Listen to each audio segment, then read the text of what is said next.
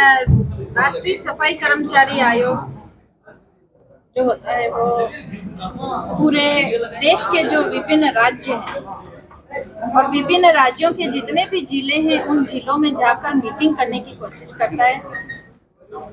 उनकी जो कोशिश होती है वो सफाई कर्मचारी, मैनुअल स्क्वेंजर्स और उनके आश्रित हैं, उनका हम आर्थिक, सामाजिक एवं शैक्षणिक पुनर्वास कैसे करें, इसका अध्ययन करने के लिए आयोग जाता है। आज इसी संदर्भ में रामगढ़ जिले में जो जिला प्रशासन के अधिकारी हैं उनके साथ बैठक की गई है। ये सफाई कर्मचारी जो होते हैं वो बहुत ही अंतिम पंक्ति में बैठा हुआ एक सामाजिक वर्ग है और हमारे देश के प्रधानमंत्री जी, मैं धन्यवाद देना चाहूंगी उनका कि उन्होंने स्वच्छ भारत मिशन से अपने सर्वोच्च पद की शुरुआत करी थी।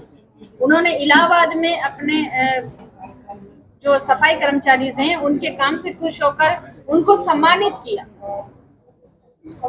हम ये भी जानते हैं कि बनारस जो कॉरिडोर का उद्घाटन हुआ था तो उन्होंने साथ बैठकर इनके और भोजन किया।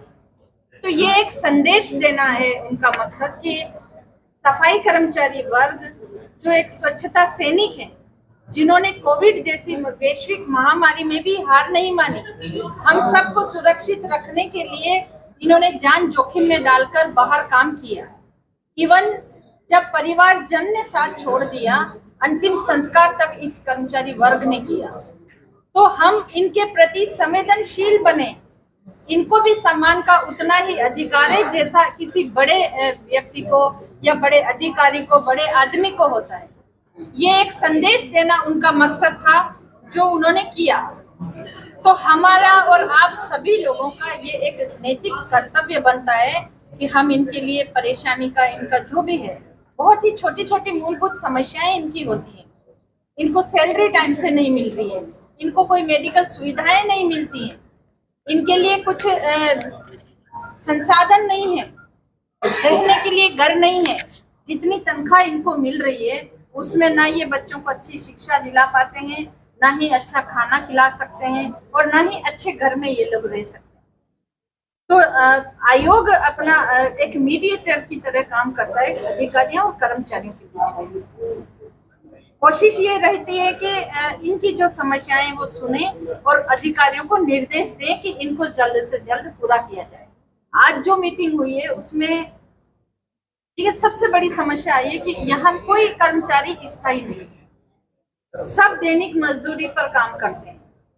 तो जॉब गारंटी इनके पास कुछ नहीं है, कभी भी इनको निकाल सकते हैं। क्या करेंगे, भविष्य क्या है इनका, अंधकार में भविष्य है। कभी भी नौकरी से निकल गए तो बच्चों को कैसे पालेंगे। तो ये चीज होती है जो हम अपनी तरफ से भी लिख के भेजेंगे सरकार को।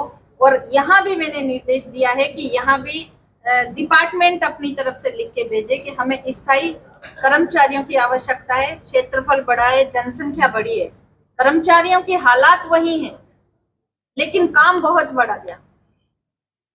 क्यों ऐसा होता है? उनको आवासीय कॉलोनी विकसित की जाए, उनको घर दिया जाए रहने के लिए, उनको अच्छी बच्चों की शिक्षा के लिए उनके लिए काम किया जाए, तभी तो पुनर्वास होगा। हम उनको अंतिम पंक्ति से मुख्य धारा में कैसे जोड़ेंगे? तभी जोड़ेंगे जब इनके ऊपर संवेदना से काम किया जाए। मैडम, सरकार की कोई तत्काल में या भविष्य में कोई ऐसी योजना है जिनसे इनको सीधे लाभान्वित किया जाए? देखिए, सरकार का पॉलिसी मैटर है, हम बात पहुंचाएंगे सरकार तक। मिनिमम वेजेस आप देखिए, बहुत ही कम मिनिमम वेजेस है। आज बेलदार को भी ज्यादा मतलब पर डे का मजदूरी मिलता है, इनको वो भी नहीं मिलता है। तो क्या होगा उसमें?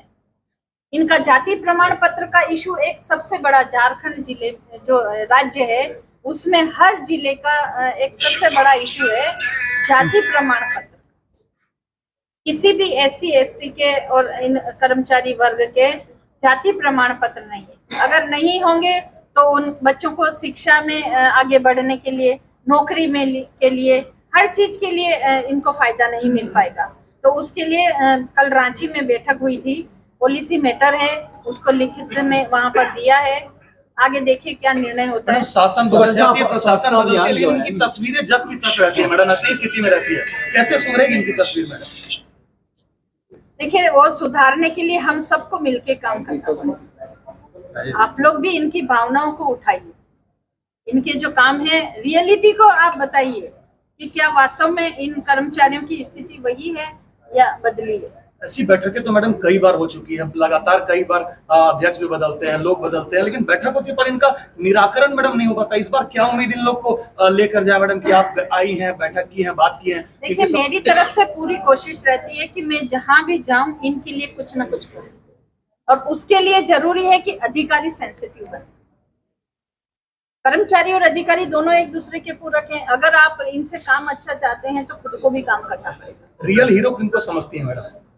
रियल हीरो तो ये खुद है, स्वच्छता सैनिक रामगढ़, जो वही उसको नंबर 1 पर पहुंचाते हैं और नीचे भी वही लेके आएंगे। रामगढ़ में जो सफाई कर्मियों के हालात हैं वो देखकर आपको कैसा संतुष्टि हुआ या असंतुष्ट है? देखिए रामगढ़ में तो हालात तो मुझे तो ऐसा कुछ लगा नहीं, क्योंकि बोल नहीं रहे हैं लोग। देखिए मैम, रामगढ़ में स्वच्छता की नगर स्थिति परिषद बहुत है, ही बद से 32 बद है। वार्ड है, एक वार्ड में 3 कर्मचारी हैं। संख्या की कमी है। दैनिक मजदूरी स्थायी भर्ती नहीं होगी तब तक कोई भी समस्या नहीं सोल्व होगी।